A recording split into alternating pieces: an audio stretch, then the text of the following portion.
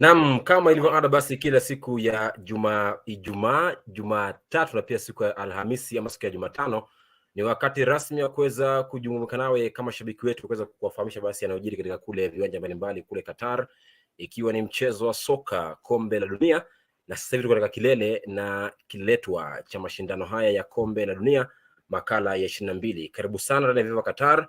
Mimi naitwa Jason Sagini, the Sports Archbishop, niko na wenzangu hapa undercover Mark Nyanjui na pia Dan Ogega ambao watakuwa wakijiunga nasi muda si mrefu ili kuweza kufanya uchambuzi wa kina kuhusu basi tathmini ya mchezo wa finali Jumapili na pia tathmini ya mchezo wa kuwania nafasi ya 3 kwenye kombe hili utakuwa unachezwa kesho kati ya Croatia dhidi ya taifa la Morocco. Karibu sana, fanya very simple na kuomba kwa moyo mkunjufu fanya kushare pale kwenye Facebook, fanya kushare pia pale kwenye YouTube, alafu pia fanya kutuambia unategea ukiwa maeneo gani, na pia je, kwa mchezo wa finali Jumapili mshindi atakuwa nani kwa maoni yako, na je kwa sababu gani? Niambie kupitia mtandao wa Facebook, unanipata pale kwenye comment section au pale kwenye Twitter ni @jason_sagini, alafu pia unaweza nipata kupitia hashtag ya WALKWITHSAGINI, hashtag pia ikiwa ni VivaQatar FIFA World Cup Edition. Karibu sana Dan Ogega, Mark Nyanjui na undercover, na moja kwa moja tutaanza hapo kwa mchezo wa kesho ambao ni mchezo unaohusisha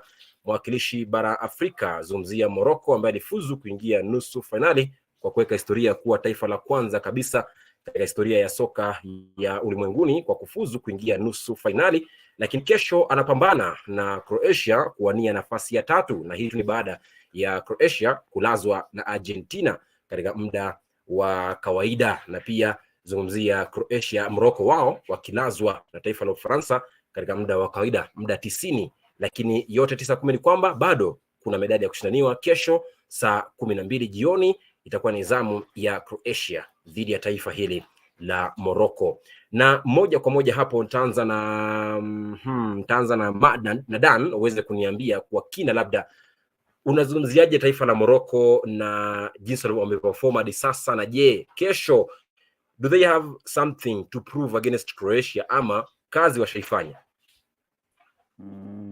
Kwanza jioni njema, ni pale nimeingia kuchelewa, nikawa tu pilika za kuingia ndio nijiseti vizuri, but sasa I think it has been a good World Cup, especially kwa underdogs, including Morocco ambao wamedhihirishia ulimwengu kwamba zile yale mabara ambayo traditionally tulikuwa najua kwamba kutoka Europa tunapata timu ambazo zina advance up to the later stages za tournament, kama South America ambao walikuwa nafikiri kama wako na birthright ya kuingia stage za mwisho kama semi-finali. I think to Morocco they have nothing to prove against Croatia, sababu up to this point hakuna mwenye alikuwa anatarajia kwamba wangefika katika hatua ya nusu finali, kwa sababu kulikuwa na ile habari ya kwamba hakuna timu kutoka barani Afrika ambayo imepata kufuzu hadi hatua ya semi-finali. Nikizungumzia mafanikio katika dimba la mwaka huu, naweza zungumzia kijumla kama timu na pia binafsi kwa wachezaji.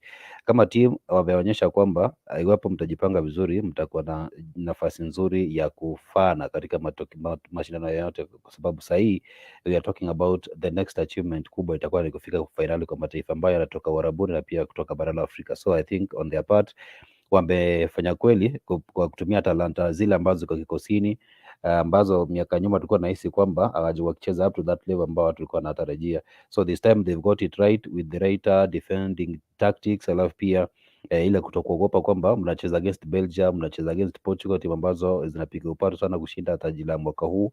Na pia individually nasema kwamba apart from Hakim Ziyech ambaye watu walikuwa wanamjua sana kabla tuingili dimba, kuna manyota ambao ameyatokea tena watu wanazungumzia sana, nikimzungumzia Sofiane Amrabat ambaye kila mtu anahisi kwamba baada ya dimba la mwaka huu atakuwa ananunuliwa moja kwa moja na klabu moja kubwa kule barani Ulaya. Pia tutazungumza bila kumwacha nyuma, tukimwacha nyuma Azedine Orahi ambaye pia amekuwa midfield sensation saidi ya Morocco, ambaye pia unahisi kwamba ni mchezaji ambaye licha kwamba kuna quality nzuri anaweza cheza top level, watu wamekuwa wakimuignore. So I think this has been the perfect platform for them to show themselves.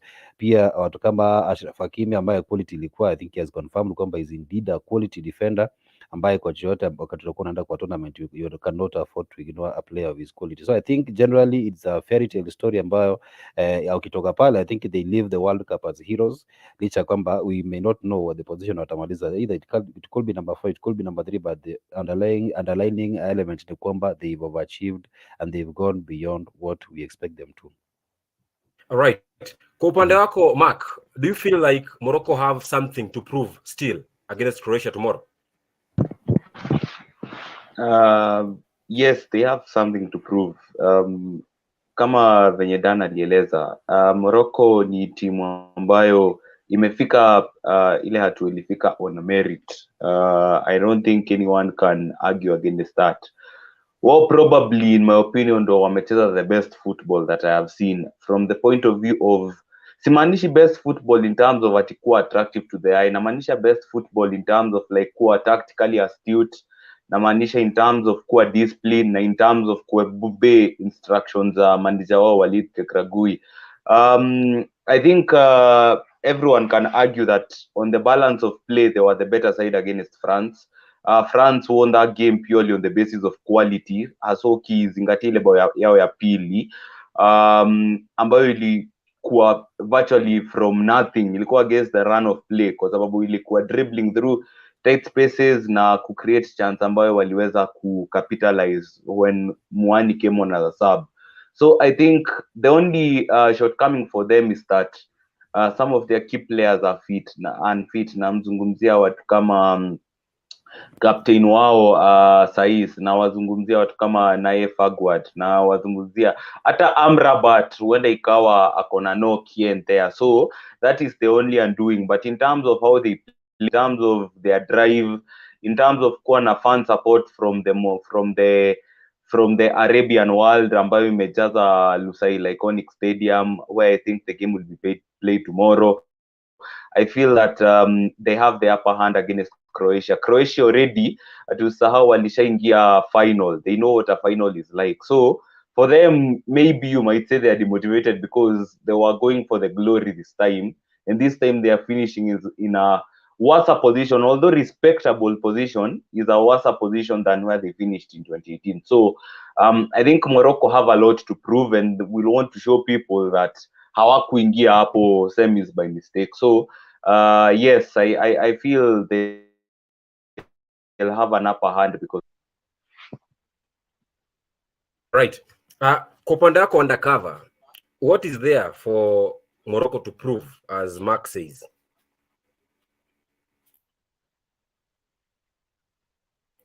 Undercover?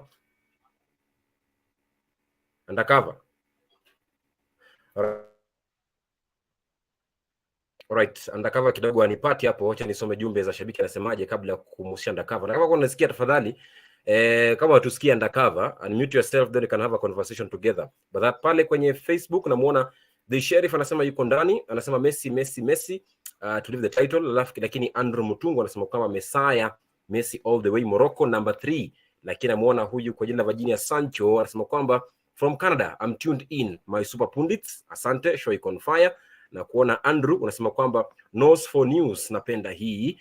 Alafu na kuona Idris Mwashumbe anasema Morocco still have something to prove that they deserved to be in the final.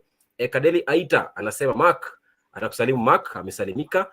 DJA Augusta Angel anasema yuko locked, asante. Nyakundi pia yuko ndani ya mjengo. Bila shaka basi mambo haya basi, kumbuka basi ni gumzo hili la kombe la dunia, haswa ni mchezo wa finali na pia mchezo wa kuwania nafasi ya 3 kesho kati ya Croatia na Morocco. Wewe kama shabiki pia niambie, je, unafikiri kwamba Morocco do they still have something to prove tomorrow against Croatia, ama hadithi yao ile tamu imefika kikomo na labda kesho ni mechi tu ya kuweza kuheshimu kalenda ya kombe la dunia, manake wanakipiga dhidi ya taifa la Croatia? Lakini kwamba kwa taifa hilo la Croatia la Morocco ni kwamba pia wao, tumepata taarifa kubwa leo, manake FIFA imesema kwamba mwaka 2025 taifa la Morocco litaandaa kombe la FIFA Club World Cup, na kombe hili litakuwa na timu 32, na timu hizo 32 mbili zao zitakuwa kutoka bara Afrika. Na ni zipi? Ni klabu ya Wydad Casablanca iliyoshinda kombe la mabingwa bara Afrika mwaka jana na pia msimu jana, na pia klabu ya Al Ahly kutoka Misri iliyokuwa nafasi ya pili kwa kupigwa na Wydad ya Morocco. Na taarifa kubwa hiyo ambayo inaweka sawa taifa la Morocco katika ramani kubwa zaidi duniani katika mchezo huu wa soka. Lakini kando na hilo, wenzangu Mark na Dan, ni tuende katika gumzo la pili. Maana mimi nafikiri kwamba Morocco still have something to prove, because ukiangalia wamekuwa na story ndefu, walikuja kama underdogs, hakuna aliyemzungumzia kabla ya mashindano kuweza kuanza. Wengi tuliwa assume, lakini wameturisha kwamba wana ule uwezo wa kufika kwenye finali. Kwa nafikiri kwamba kesho dhidi ya Croatia wana kila sababu ya kuweza kujibu na kutoa na kuonyesha kwamba walikuwa na nafasi nzuri na pia walikuwa na uwezo wa kuweza kufika kwenye finali ya kombe la dunia. Lakini kando na hilo la Morocco, kwa kesho pia wako na mchezo mkubwa zaidi.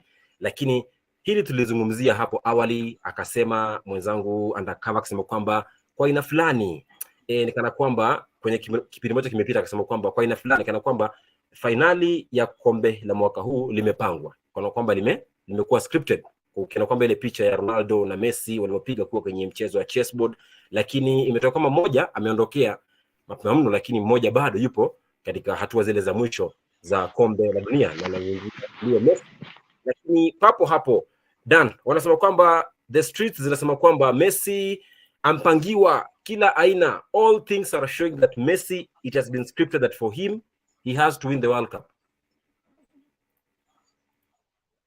Kweli, lakini mimi I think maoni yangu ni a bit different, kwa sababu mimi naamini na uhalisia wa mambo kwamba tuko World Cup tunacheza, na mwenye atacheza kwa bidii zaidi ndio mwisho wa siku atachukua kikombe.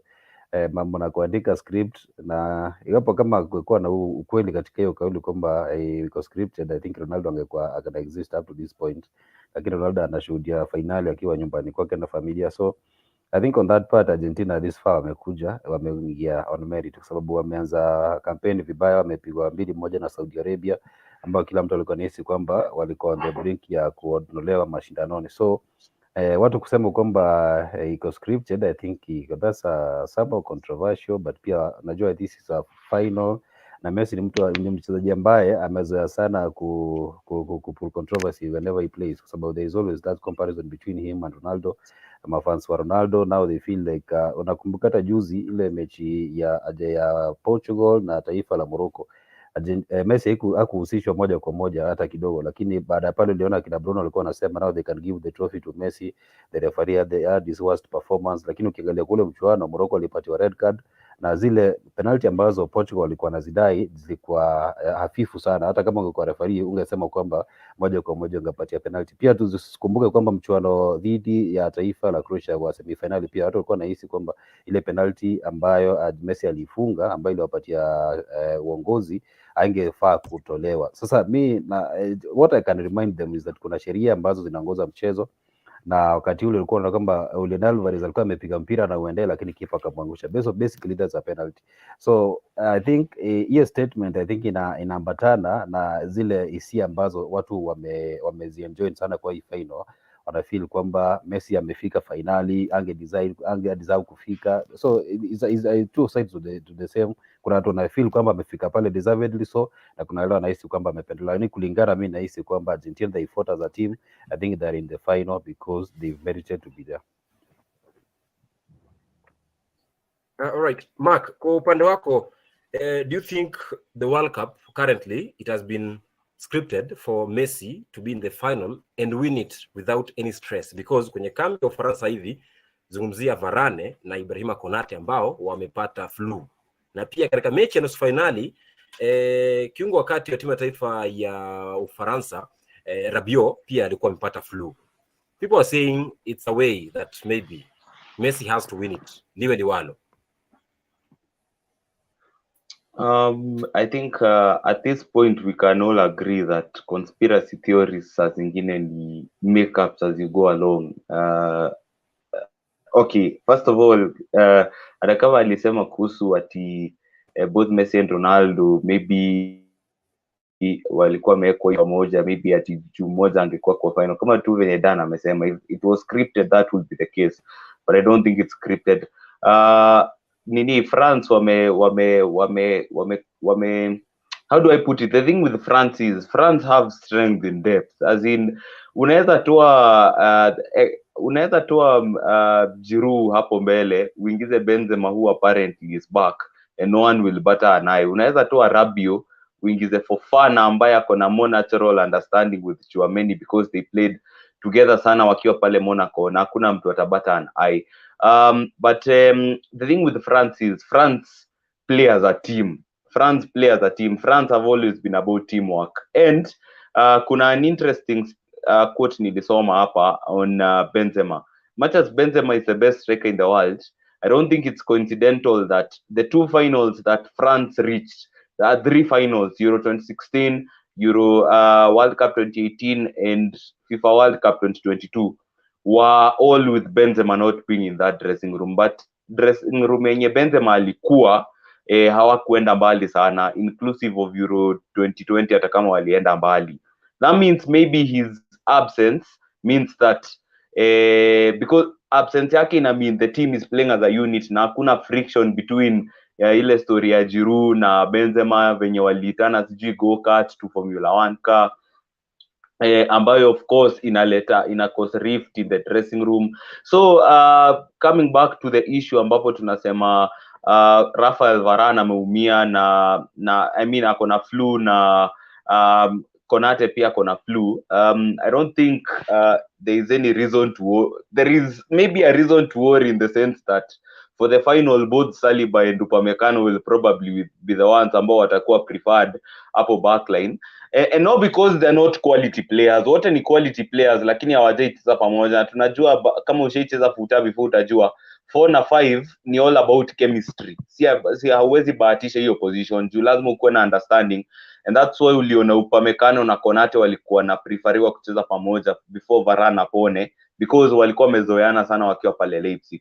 But all in all, I don't think it's scripted. I don't think it's set on a plate for Messi, and I feel like ni mkosi tu kwa France, lakini France still have a way to deal with it. Manake wali miss important players kama Pogba na Kante. Hakuna mtu alikuwa na expect wangefika this far, bado wamefika this far. So what I'm saying is don't underestimate the French. All right. Kumbuka basi kwamba leo tumepata taarifa kwamba wawili hawa, Rafael Varane beki kutoka Manchester United na pia vile vile beki kutoka Liverpool Ibrahima Konate hawayupo kwenye kikosi cha timu taifa ya Ufaransa. Kisa ni kwamba mpata flu ambayo imekuwa kwenye kambi ya Ufaransa kwa muda sasa wiki moja, na pia ni kwamba Rabiot pia alikosa mchezo na finali dhidi ya Morocco. Kisa ni kwamba hiyo flu ambayo iliwapata katika kambi ya mazoezi. Lakini kwa pia ni kwamba kando na hilo tukiangazia basi taarifa zile mbalimbali, kwa pia kabla ya kwenda hapo nisome jumbe za shabiki hapa anasemaje, na namuona huyu kwa jina la Ngugi wa Iganjo anasema kama kawa niko ndani na wasalimu my able pundits ndani ya mjengo na mashabiki wenzangu wote wamesalimika. Alafu John Ouma anasema kwamba ndio kuingia online mkuu, thanks for the great job. Asante sana, we really love what you are doing. Asante sana. Neshkev anasema yuko ndani mwalimu huyo. Alafu Idris Mwashumbe anasema kwamba true, it's like it has been planned for Messi to win it. I agree. Why is the Argentina camp not infected with the flu? Suzling Chege kupitia YouTube anasema kwamba hello guys, tuned in from Parklands. My predictions zilikuwa sure bet Argentina na Ufaransa kwa finali, but natakia France ushindi. Asante sana Suzling Chege. Na hapo Dan na Mark tuangazie basi safari. Manake Jumapili kuanzia saa 12 jioni itakuwa ni zamu ya finali, mchezo kuwania mshindi wa makala ya 22 ya kombe la dunia. Ni Ufaransa ama ni Messi? Na hapo ndio kuna swali langu la siku, mtazamaji uweze kuniambia wewe kama shabiki unafikiri kwamba nani atakuwa naibuka mshindi wa kombe la dunia ifikapo Jumapili? Ni Ufaransa ama ni taifa la Argentina, yani ni Mbappe ama ni Messi? Na je, kwa sababu gani unafikiri kwamba huyu ambaye unafikiri kwamba atapata kushinda atanyakua kombe hilo la dunia? Niambie pale kwenye comment section, na pia niambie unapigia ukiwa maeneo gani. Sasa wenzangu Dan na Mark, moja kwa moja tuangazie safari ya timu hizi mbili na muweze kuniweka sawa. Manake uniambie labda kwa upande wa Argentina na upande pia wa Ufaransa, mapungufu yalikuwa wapi, ugumu ulikuwa wapi, na je ilikuwa kuaje hadi wakafika hapo? Safari hiyo imekuaje kwa timu zote mbili Dan? Labda nianze na Argentina. Kwanza nakumbuka hata build up kwenda kwa World Cup tulikuwa tunasema kwamba kwa sababu hii ndio safari ya mwisho na nafasi ya kipekee ambayo Messi anayo kushinda taji la kombe la dunia, angeinvest nguvu zake zote kuhakikisha kwamba hii ndoto inatimia. Na I think ilikuwa kitu kizuri kwa kupoteza mchuano wa kwanza, kwa sababu unakumbuka hata Uhispania mwaka 2010 walipoteza mechi ya ufunguzi dhidi ya Uswizi. Kutoka pale wakashinda michuano yote ambayo ilikuwa imesalia. So for them I think the first game was a bit of an experimenting act kwa coach Scaloni, na vile Mark alikuwa amehighlight before tournament kwamba kutokuwepo kwake kwa Giovanni Lo Celso ilikuwa big blow, kwa sababu ilikuwa inampatia coach na conundrum ya kutafuta mwenye game replace first of all, and again ajaribu kulink up Messi na the rest of the players, attacking department na midfield. And I think kwa game ambayo ilifuata tuliona wameimprove all along, na I think major highlight for them ilikuwa hii game ambayo wamecheza sio juzi, ile game wamecheza quarter finali ambapo wameshinda dhidi ya Uholanzi. That was a true test of their character. So I think for them the coach has stuck to what has been working for him. Na ukiangalia mtu kama Dybala up to this point hajapata minutes ambazo nasema kwamba ziko significant. Hii inamaanisha kwamba the coach has decided kwamba chenye ambacho kinanipatia mabao, chenye ambacho kinanipatia ushindi, hicho ndio ambacho nitabaki nacho hadi mwisho. So I think for them safari yao yote hadi finali, what it tells us ni kwamba ni timu ambayo iko tayari kucheza na kushinda taji lao ambao I think itakuwa their third World Cup trophy in as many as they've been in the final. Na pia tusahau kwamba Di Maria ambaye amekuwa very iconic kwa their qualifying campaign, hajacheza mechi ambazo I think the last game I'm not sure kama aliingia, but amekuwa pale kwa sideline. So the fact kwamba coach amemanage kucheza in the absence of key players kama Di Maria ambaye tunakwamba is an ever presence kwa squad ya Argentina, I think is true testament kwamba coach ako very determined na pia squad iko very determined kupata results regardless of whoever plays. So tukizungumzia pia Ufaransa, waliingia tournament kukiwa na ile negativity kwamba hakuna bingwa mtetezi ambaye ametoka katika mechi za makundi.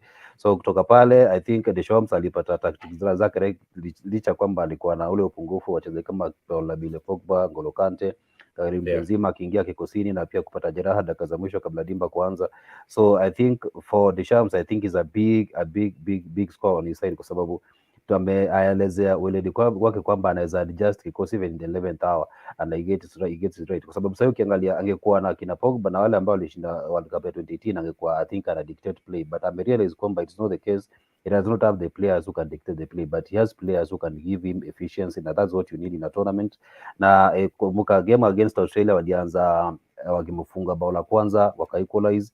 Theo Hernandez Lucas Hernandez akaumia ambaye alikuwa starter, kwa hiyo akaba replacewa na brother yake ambaye akabit erratic in terms of character alafu na pia tactical discipline, but so far amejaribu kumanage situation yake kwamba kumbuka sasa Hernandez I think anacheza hiyo namba yake kwa wale ambao in terms of experience. So I think amenasio situation through hadi amefika final, and what has been the most standout thing for squad ya France ni efficiency, licha kwamba ukumbuka hata mechi ya mwisho ya mechi against Morocco they led possession yende side ya Morocco, but wao they get over the line kwa kupata result ambayo ilikuwa inawawezesha kufika huko.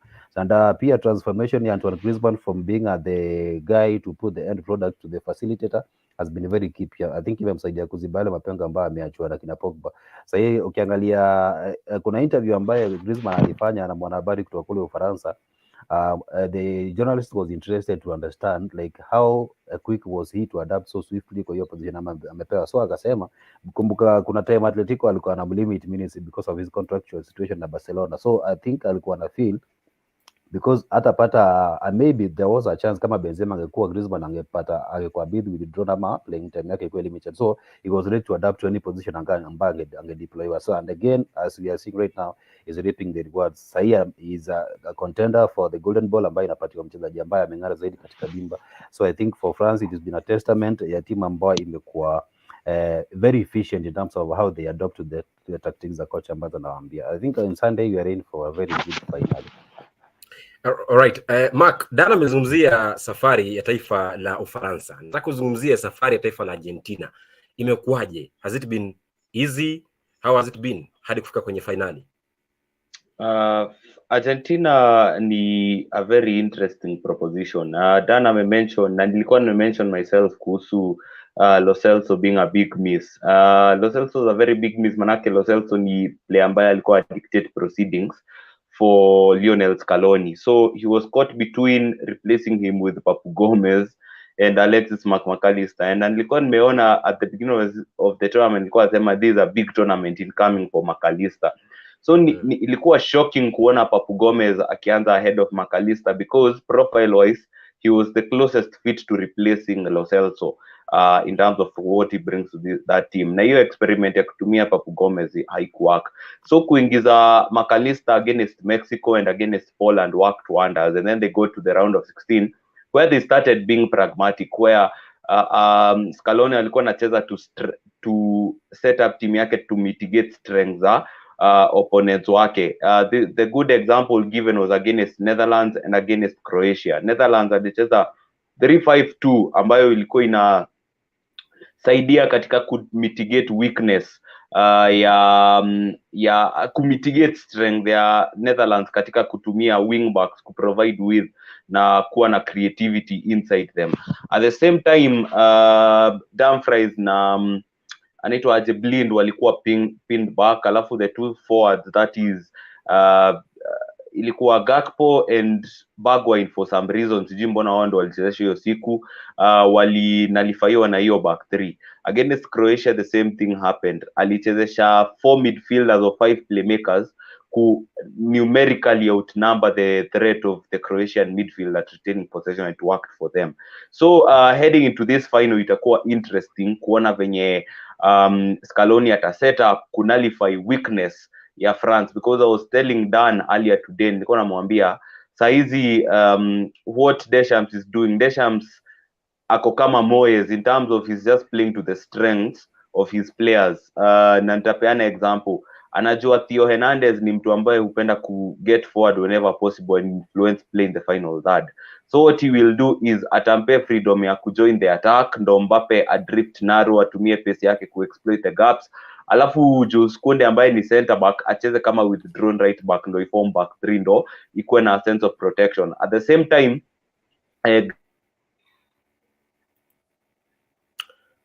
right, pia naye Mark Griezmann ambaye Griezmann's goals from Naam, ukipata time enda uone video kwa msikilizaji, and even for you, ukipata time enda uone all of Griezmann's goals from Euro 2016. What he used to do was alikuwa na make runs off the offer withdrawn striker kama Giroud, alafu anafunga mabao. But right now, because hana hiyo robustness ya ku make late runs, right now amechange. Sasa yeye ni playmaker ana link play na Dembele anatumia ambidextrous dribbling yake ku create chances. So essentially what Deschamps is doing is just playing to the strength of its players, and it's bringing him results. So na kama ambavyo nimeeleza, Scaloni amekuwa pragmatic, na hiyo pragmatism imemget to the final. So itakuwa interesting kuona vile ambavyo wata set up against France, considering France hawana a discernible style of play, but they have the quality to hard team. So itakuwa interesting kuona vile ambavyo wata set, but it has been kudos considering what is hard to work with following the loss of an important player like Lo Celso. Alright, kabla ya kusoma shabiki anasemaje pale kwenye Facebook, wacha nimushie atakava, manake anapotea, kwa hiyo asipotee tena, tumkamate kabla aende mbali. Undercover, tumezungumzia conspiracy ya kwamba labda Messi ampangiwa aweze kushinda kombe hili, na umewahi kuzungumzia kwamba before the World Cup you felt like there is some way type of like FIFA wants a Messi and Ronaldo final, but then unfortunately Ronaldo is out, anaisalia ni Messi. Na sasa hivi wengi wanasema kwamba Messi, things are working out in favor for Messi only. Bado, do you feel that conspiracy? Do you agree with the streets?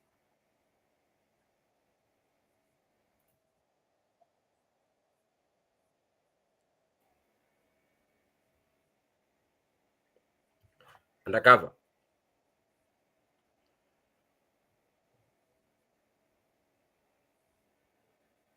Undercover. All right. Nafikiri Undercover na changamoto ya sauti hapo, na maana kidogo hatupati, lakini si neno. Nisome jumbe za shabiki anasemaje hapa, na akina muona kuna John Ouma, kuna Beka Junior, wapo ndani wote hawa. Alafu namuona huyu kwa jina la Virginia Sancho anasema I remember the conspiracy Undercover talked about by the way. Lakini Waiganjo Ngugi anasema kwamba niko ndani like lack of importance. Okay. shabiki nani saa zingine mna comments fulani ambazo wasielewelezi nasemaje.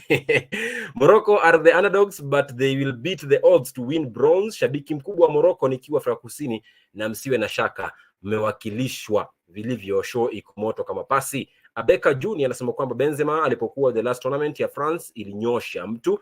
Hiyo nakataa, France tumenyumbishwa, but Mungu yunasi. Haya, John Ouma anasema kwamba following from Eldoret Town, asante, wasalimia wote huko. Vagina Sanchez anasema kwamba Argentina have had an easy way to the final. Penalty FC and Messi is lucky, a very big beneficiary. Tutakuja hapo muda si mrefu katika gumzo ile la kuania mfungaji bora wa kombe hili kule Qatar. Lakini Ochi Weida anasema good evening everyone. Good evening to you too. First time I'm seeing Ochi Weida. Thank you very much kwa kuingia ndani. Alafu na kuona Waiganjo Ngugi anasema kwamba finally mimi I wish the best team to take it, but kwa umbali na mhurumia ndakava tu na Messi wenye watalia Sunday. Konate na Varane, I think they won't affect the squad depth that much. Ochiweida anatazama akiwa maeneo ya Mesopotamia, alafu anamuuliza Xavier Gitau Mashare aweze kutoa maoni yake. Aisha Soba anasema kwamba tuned though late. Idris Mashumbe anasema kwamba France have had a rough road. Many of us killed them even before the tournament started. Kudos to the champions. Undercover anasema kwamba Aisha anasema kwamba undercover network inaku undercover. Alright, zidi kuniambia matokeo yako ni gani, pia zidi kuniambia labda una kauli gani basi kuhusiana basi na mada tunazungumzia ndani ya mjengo siku ya leo. Na hapo tuvuke boda na tuende kuangazia basi wawili wale, zungumzia Kylian Mbappe na vile vile Leo Messi ambao wanafukuzia kushinda kombe hili kwa mataifa yao. Na ni kwamba hapo naangazia zungumzia Mbappe anafukuzia kushinda kombe hili kwa mara ya pili baada ya kulishinda mara ya kwanza mwaka 2018, lakini pia ni kwamba Leo Messi anafukuzia kushinda taji hili kwa mara ya kwanza ikiwa nafasi yake ya mwisho kabisa kunyakua kombe la dunia, kombe ambalo ndilo pekee limesalia katika kabineti yake Leo Messi. Dan, Mbappe, Messi, debate ya GOAT itakwendaje? I don't think Mbappe ako kwa conversation ya GOAT, but I think he's a unique player in terms of what he has achieved this far na the amount of talent that is in him. Na I think akishinda ili taji akiwa 23 years atakuwa ameshinda rekodi ya Pele if I'm not wrong. So Pele alishinda mara ya kwanza akiwa 17 years, nakumbuka ilikuwa Brazil na Hungary, na pia wakajitetea. So there's so much that is at stake, but Messi pia I think ndio nafasi yake ya mwisho ambayo iko realistic ya kushinda, kwa sababu baada ile dimba sidhani kwamba atakuwa na nafasi nyingine ya kucheza. Hata yeye mwenyewe alishawajua mara kabla ya World Cup akasema kwamba he does not see himself playing beyond 3 years I mean kutoka sasa. So I think na funny thing, these players are teammates huko PSG, so I think I don't know the kind of conversations ambazo wanakuwa nazo sasa. So I think kwa GOAT kuna wengi wanahisi kwamba iwapo Messi atashinda World Cup ya this year atakuwa amecement his status as the greatest of all time. Na mimi naungana na hiyo kambi ambayo inasema, kwa sababu ukiona mtu ameshinda Ballon d'Or mara 7, Champions League ameshinda 5, so he has achieved so much, like this is the only thing that is missing from his cabinet. So I think he is going to be very serious, na I think the fact kwamba watashinda itadeterminiwa na how serious the rest are. Sababu ukiangalia game kama ile game ya Croatia, yeye Messi did his part na Alvarez akacheza part yake. That was very, very key for them to qualify. For Mbappe, he has more years to play. Say World Cup ako 23, I think he has around 10 or 15 years ahead of him in terms of his playing career. Mambo na ugota I think tutamweka kando kidogo, but tutajua mbuzi ni nani. Atajua ni nani? Okay, sawa Dan. Undercover, nataka kuzungumzie ile conspiracy. Nilikuwa nimekuuliza kwamba do you still believe that first of all ulikuwa umezungumzia kwamba awali kwamba Messi, Ronaldo ilikuwa ni script, lakini haijatokea hivyo, maana yake Ronaldo hayupo, anasalia Messi. Now, do you believe that everything is being done for Messi to win the World Cup this time round? Leo nimekuwa mpenzi mtazamaji because hata kila saa nikienda kuongea network yangu inapotea, so Pole.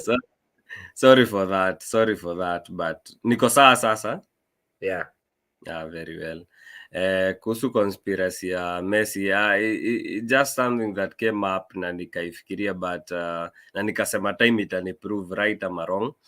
Imeniprove wrong because Cristiano Ronaldo aliondolewa, but what I don't understand is mbona watu wanafikiria Lionel Messi amepangiwa kushinda tournament, because as far as I can remember hakuna mechi Messi amebebwa or so to speak, because kama ni penalty, if tunaongea kuhusu soft penalties, itabidi tuanze na Ronaldo, itabidi tuende kwa ile ya Brazil against South Korea. Talk of soft penalties tukianza kulist hapa kipindi itaisha na tupandilie mpaka ya Monday. So I don't understand why watu wana feel ati Messi pekee ndio favors zinampatia. The only point naweza sema kuna pengine kulikuwa na blunder officiating, ni game ya Netherlands ambapo watu waliuliza mbona dakika ziliongezwa 10 pekee, mbona ziliongezwa 10. Actually ni Messi mwenyewe aliuliza mbona ziliongezwa 10 because he felt they were many minutes, but kwa hiyo game walikuwa na hang by the thread. Only that sasa Van Gaal sijui alipiga hesabu gani, alikuwa ameamua kuenda direct and deploy aerial balls into the box ambazo tuliona Argentina wakiconcede na walikuwa under so much pressure. Other than that sija feel point nyingine yote ambapo Argentina wamebebwa. Conspiracy hatutaiona yenye nilikuwa nimefikiria tu kitu out of the box, but it won't happen because we won't have Ronaldo and Messi in the finals, but whatever happens on Sunday, Messi's career is a success. Alright, kauli yake undercover hapo. Mark, kwa upande wako, kwa gumzo la Mbappe versus Messi, Mbappe wanasema kwamba young goat, Messi wanasema incoming and forever goat. Unasemaje? I think there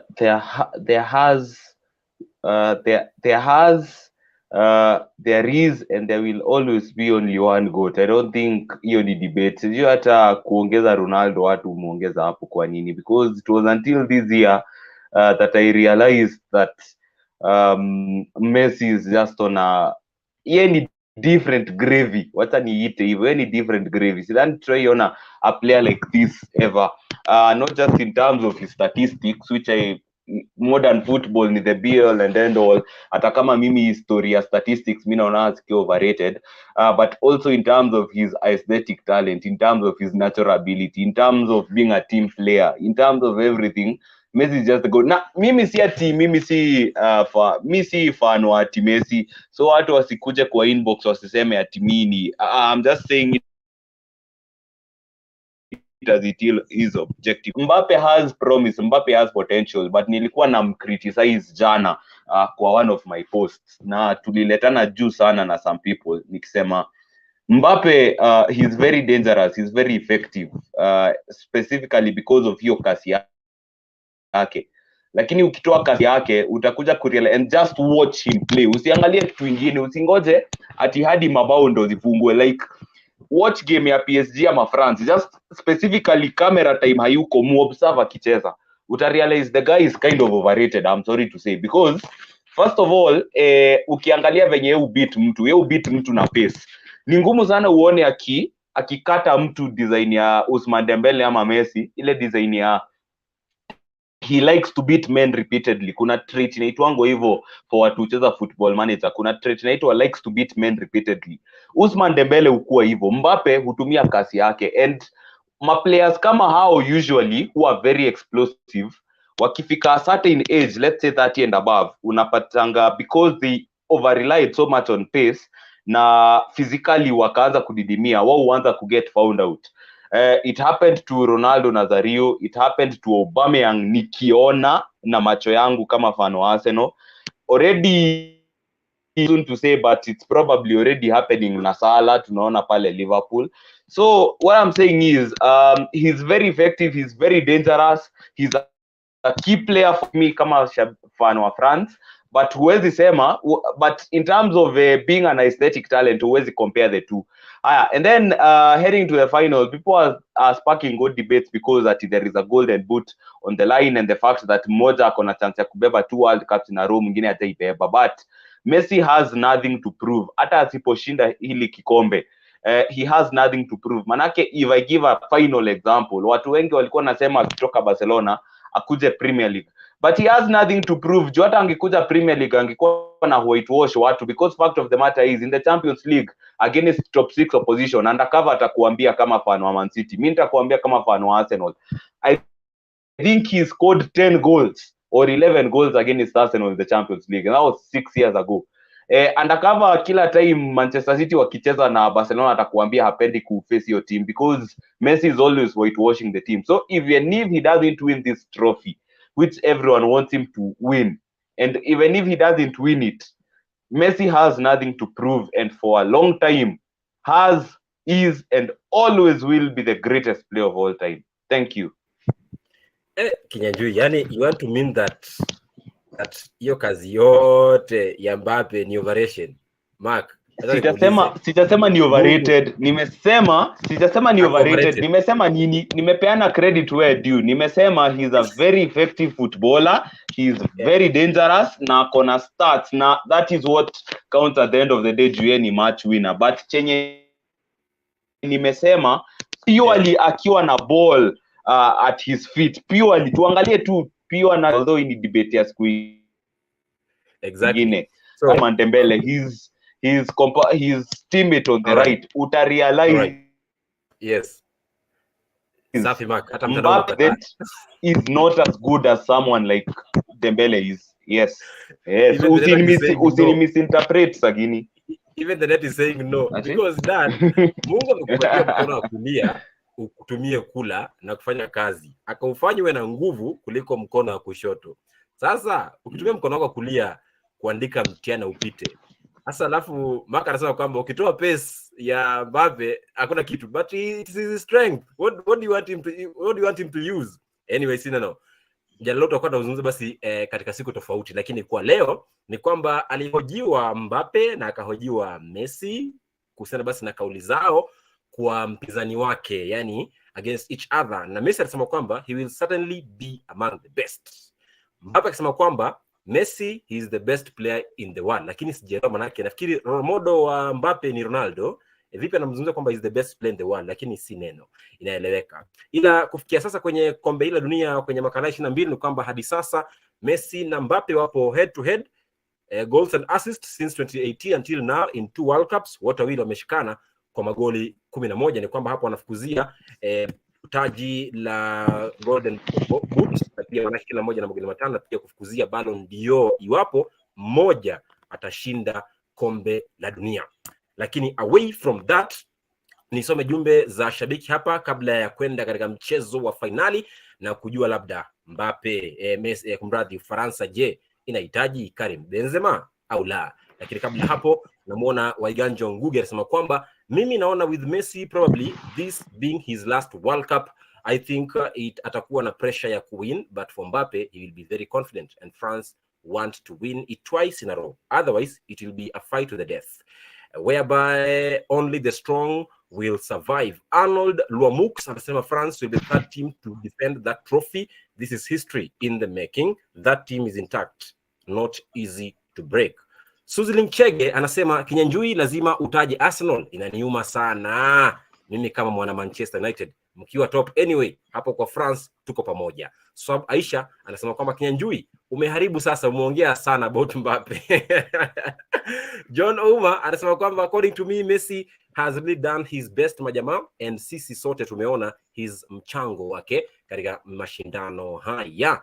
Alafu namuona Waiganjo Ngugi anasema kwamba Jason Sagini lako vipota tutaelewa tu kama umetoka Central. Kinyanjui will tell you what I mean. Asante sana.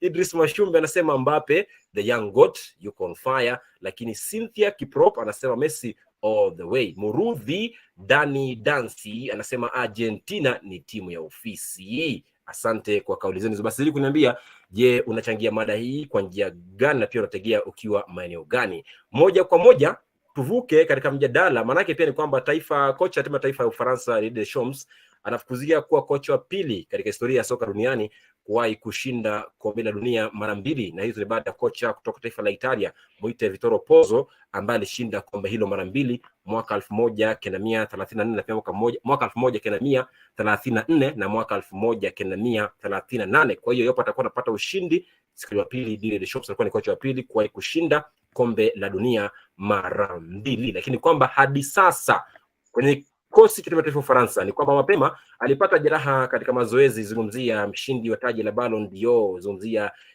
Karim Benzema, na kaondolewa, kwamba hakuondolewa lakini kwamba alitemwa tu, lakini kwa muda mfupi, lakini kwamba bado wanasema kwamba bado he's legit, is eligible to still play for France. Dan, does Deschamps need Benzema kwenye mchezo wa fainali dhidi ya Argentina siku ya Jumapili?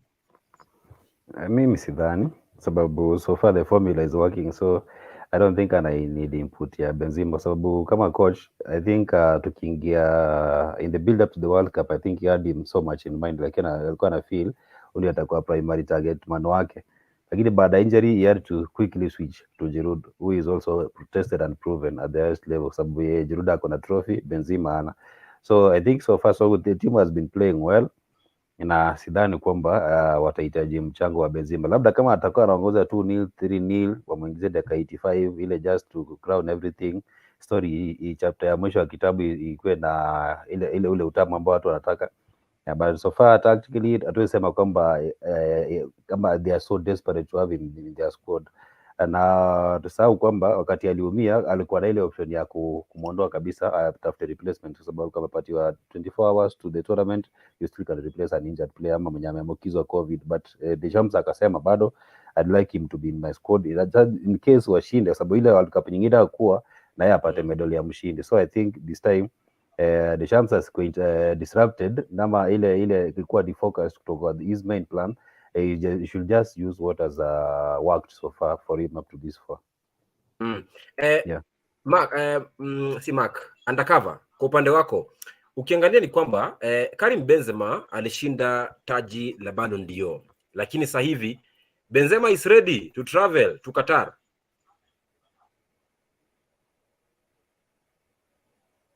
Umepotea hiyo swali ya mwisho. Alright, undercover anasema kwamba Benzema yupo tayari kusafiri kuelekea Qatar. Mbona unapotea? Nasikia tu Benzema yuko tayari kwenda Qatar. Right. Mark, unanipata? Nakupata. Alright, umenisikia vizuri Nafikiri mtandao upande wa undercover ndio kidogo unamwangusha. Kwa upande wako undercover, can you hear me now? Yes. Now, Benzema is ready to travel to Qatar. Inafika tu hapo is ready to travel to Qatar. Beyond hapo. Alright, zungumzia Benzema kwa ufupi. Alright, na feel Benzema for the France national team is an unwanted distraction because right now hajakuwa akitrain the French national team. Actually alirudi pale Madrid, hata picha na videos tumekuwa tukiziona akitrain na Real Madrid.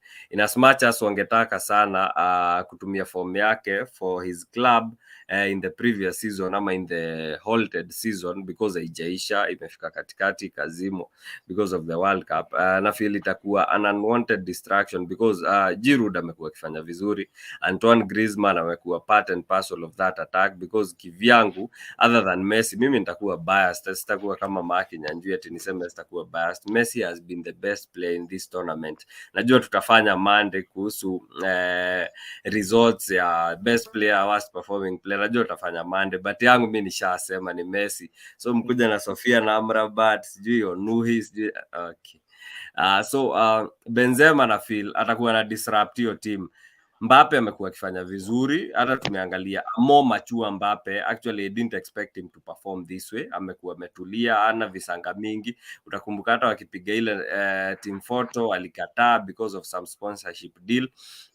Osman Dembele amerediscover form yake, anacheza vizuri sana, creating chances na making very good and intelligent runs. So na feel kuondoa Giroud pale, Didier Deschamps atahitaji ku set up the team in another way. Is there time to do so? No, imebaki probably more slightly above 24 hours or thereabout. So hakuna time ya kujaribu kuleta Benzema pale na kublend in and introducing new tactics. So I do feel in as much as niko Argentina, pengine mtu anasema hivi, but naongea purely on tactics. I do feel going forward, Giroud, Mbappe, Antoine Griezmann na Dembele is the most potent attack for France kupatia Argentina any threat. Kinyawai, kwa upande wako, alipoulizwa kocha wa timu ya Faransa Didier Deschamps alisema kwamba I prefer not to answer. Do you feel like Deschamps is trying to play some mind games here? And wewe kama shabiki wa Ufaransa, do you feel you need Benzema in the squad on Sunday? Nilikuwa nimesema at the beginning and undercover amesema tena. I think ni kama Benzema is an unwanted distraction. Nilikuwa nimesoma kitu na nikaona si coincidental. The fact that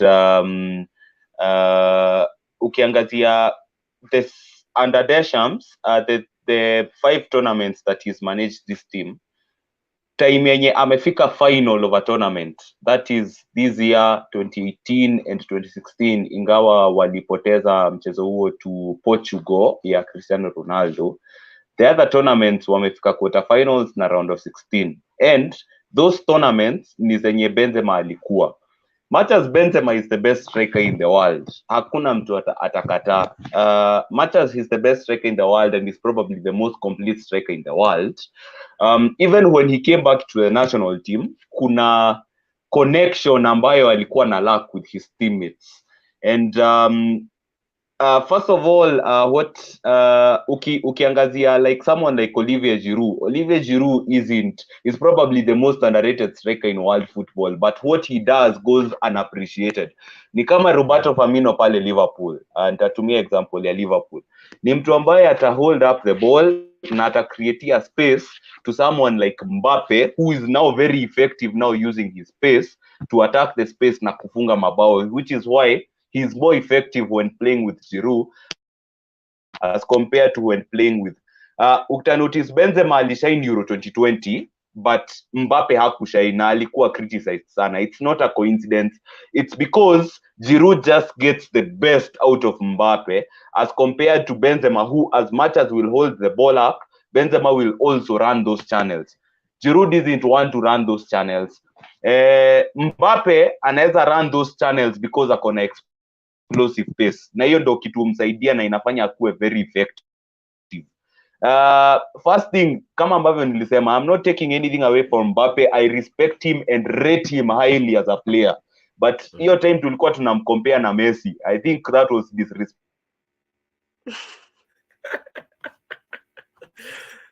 Umepoteza na mark. Comparing him to Nini is a disrespect. Tulia kwanza nimalize. But bottom line, what I am saying is, I don't think Benzema will be needed in France in the final. Maybe at a travel na kuja na acheze because Deschamps hakumueliminate wakati alipata jeraha, hakumtoa kwa hiyo squad. I think alibaki na 25 players. Maybe the 26th slot ni ya Benzema akuje kwa rekodi akienda kuretire iandikwe Benzema is a World Cup winner, but I don't think he's needed. He'd be a necessary distraction in my opinion, even though he's a good player and that's the best striker in the world. All right. Pale kwenye comment section namuona John Ouma anasema kwamba I support Kinyanjui. Messi is the GOAT. Hata ashinde ama asishinde, he's still the GOAT and it will take us years to have mtu kama Messi. If Ronaldo was in this final, amekuwa na hii this confidence here, but si neno.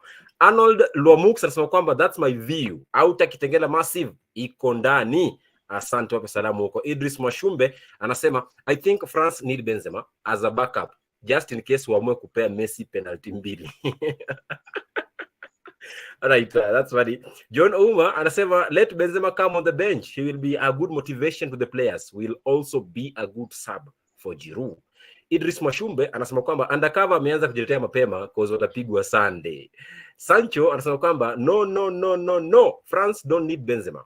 He will be a virus like Ronaldo and Pogba. Just saying, we don't want unnecessary disruption there. Our Giroud is tops. Mashabiki wa Fransa bila shaka. Suzilin Chege akiwa YouTube anasema Benzema akai tu kwa bench. Team iko form na wanacheza poa without him.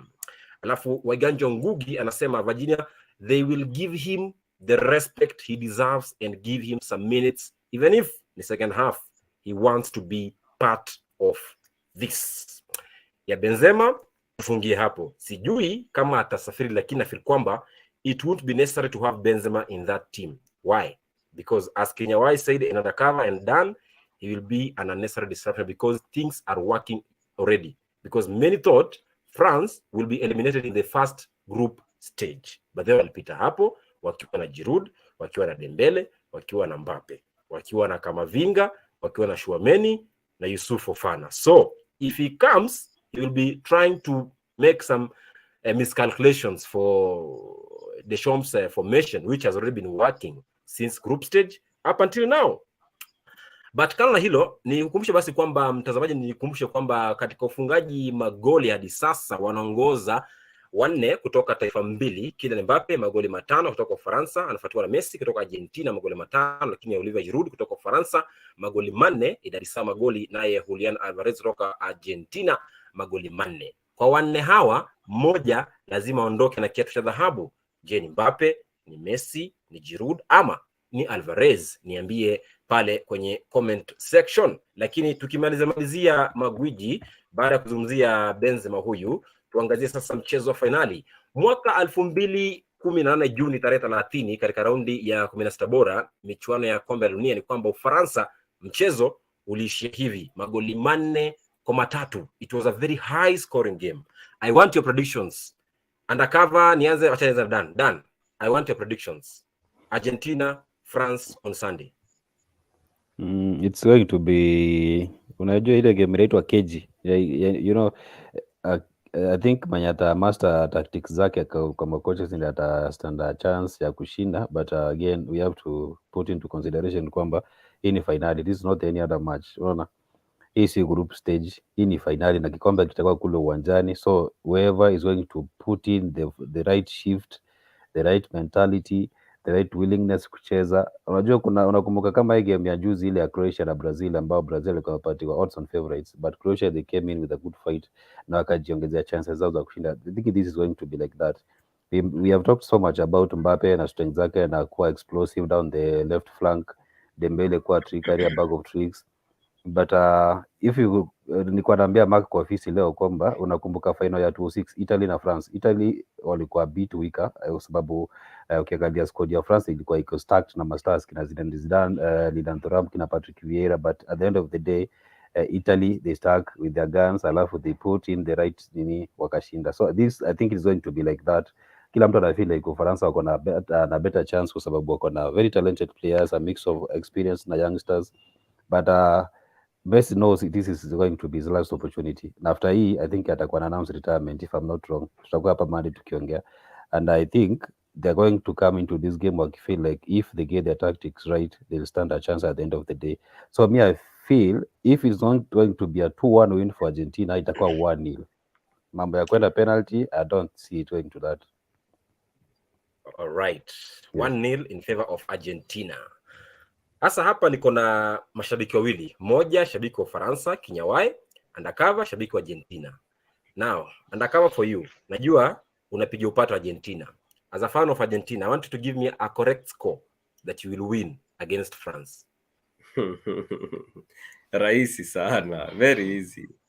Very easy. Anapiga 3-0. 3-0. 90 minutes. Hakuna extra. Mwa Kenya. 3-0. No extra time. Ya nini? Safi. Mambo mengi Kazi tunamaliza mapema, tuende shughuli zingine. Unajua kuna Carabao Cup inatungoja. So tunamaliza kazi mapema 3-0. Okay. Sawa, kabla ya kuleta nani prediction yake Mark Kinyawae, acha nisome jumbe za shabiki hapa. Maana yake wako wengi wanasema kwamba watapata ushindi. Namuona huyu kwa jina la Paul Nzioki anasema yuko ndani, anasema show iko bie. Asante sana Paul Nzioki, na uniambie nani atakuwa mshindi wa finali kati ya Ufaransa na Argentina, je, kwa magoli mangapi? Lakini Waiganja Ngugi anasema kwamba undercover, please underline this statement, you will be crying after the game and I'm ready to buy you a towel to wipe your tears. Waiganja Ngugi all the way from South Africa. Usitoe comment yake, hata kwanza ni screenshot. Tulia tu hapo. Usitoe kwanza, ngoja. Ndakutumia. Hata nipige singoji yako. Sawa. Tuziwi uoga. Sawa, endelea. All right. Majina Sancho anasema kwamba Mbappe to win Golden Boot with 7 goals, France win the cup and Croatia wins 3rd place. Asante sana Sancho kwa kauli yako hiyo na ubashiri wako huo. Idris Mwashumbe anasema kwamba my prediction, Morocco 3rd place, Mbappe wins top scorer, France wins the tournament and yes, amesema France wanapata ushindi. Haya. Kinyawae, counter undercovers 3-0 prediction against France in 90 minutes. First of all, I am caught between supporting France, which is my team, manake France ni because of hizo injuries wamekuwa nazo, or do I give Messi a bye because it's his last ever game in international football, probably, but let's not get there. For me,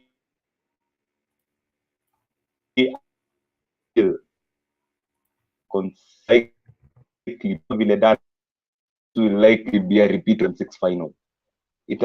Itakuwa likely a repeat of the 2006 finals. I think ilikuwa imepotea kidogo, nimerudi I think itakuwa a repeat of the 2006 finals. So inaweza kuwa extra time 1-1 alafu penalties. Kinyawae, neti na kuangusha. Umenisikia? Tujakusikia. Neti na kuangusha, rudia tafadhali. Nimesema extra time, umenisikia? Unanisikia sahihi Yeah. Nimesema regulation time 0-0 ama 1-1, alafu extra time no goals, alafu penalties. Alafu who to win? France. Whichever team wins. Whichever team will win. Whichever team will, but hiyo ndo prediction yangu. Wata penalties ni 50-50. Penalties huwezi predict, but game unaweza. Okay, sawa. Dan, nataka uniambie na atakuwa mshindi wa taji la mfungaji bora. Baby housekeeping, wajua kuna watu wanauliza ni criteria gani wanatumia. First of all, itakuwa whoever scores the most goals. If they retire, wataanza kuhesabu mwenye ako na assist. Whoever has more assists atashinda. Wakitae, who played less minutes like score more goals ndiye atashinda. Mbappe against Messi wakiingia finali wakiwa level, I think is a dangerous thing to have, especially wote wako na capability ya kuscore.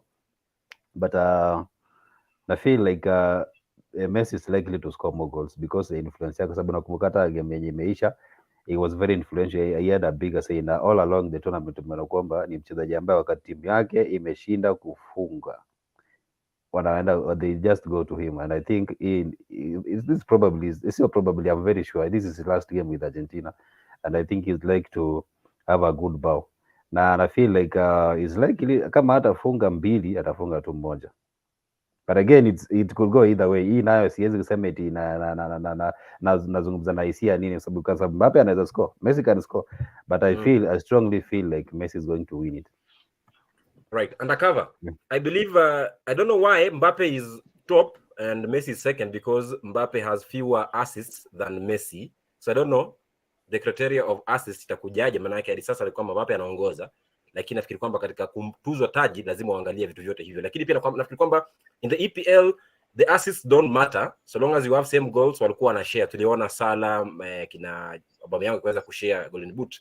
Sijui kama itakuwa inafanyika hivyo katika kombe la dunia, lakini kwamba kwa mtazamo wako undercover, who will go with this if it will be a one man thing? Julian Alvarez. Si nimesema Si nimesema scoreline ni 3-0. Right? Julian Alvarez anafunga 2. Akuja bao 6. Alafu kijana wa former Man City player Nicolas Otamendi kichwa kama teke, tunafunga kazi. Julian Alvarez 6 goals, Messi 5, Mbappe 5. Tunaenda shughuli nyingine. Alright, Kinyawae, top scorer, nani aende nayo? Top scorer inaenda na Kylian Mbappe. No. Yeah. Inaenda na Messi. Juu in the final I doubt Mbappe ndo atafunga bao. Messi ndo atashinda. Manake wako tied and Messi has more assists. So hapo ndo nampea advantage. Messi will win the golden boot. Hapo ndo juu wako na more assists kushinda Mbappe. Ikiisha hivyo. Wow. Nashuku wote wawili hakuna mmoja atafunga. Today Kinyawae is just not sure about his predictions. Nile nimekumbuka Messi has more penalties and it's a game where most likely hakuna timu yote itafunga venye nilipredict. So ndo maana nimesema Messi. Alright, kwenye comment section naona John Ouma anasema kwamba Giroud anaweza enda nayo. Alright, asante sana John Ouma anasema kwamba Giroud can go with it, lakini Idris anasema kwamba Mark haamini timu yetu. Why? Anatuangusha. Lakini Susan Chege anasema kwamba undercover watch hiyo 3-0. Hiyo nayo hapana. France tunawafinya mbaya sana. Hapo niseme asante, nimecheka leo. Imekuwa ni show nzuri sana wake Kinyawae ameamua kuwa comedian kama alivyokuwa Kadeli Aita wakati fulani katika gumzo la Arsenal na Mikalo Mudrik. Niseme asante Mark, niseme asante Dan, niseme asante undercover, na pia niseme asante kwa wewe uliyekuwa hapo kuanzia mwanzo hadi mwisho kama mtazamaji.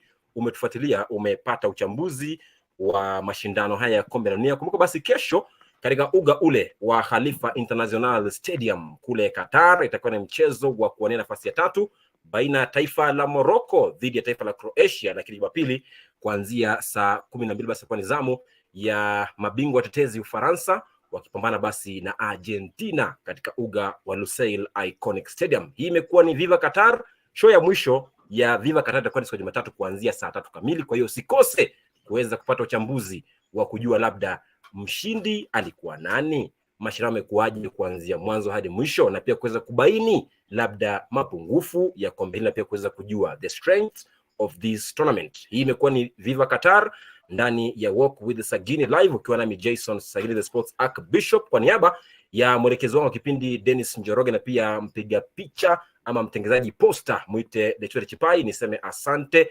kweni na usiku mwema. Wewe unashabikia Ufaransa, unashabikia taifa la Argentina, kila laheri katika mchezo wa finali siku ya Jumapili. Kuwa na usiku mwema. Kwaheri.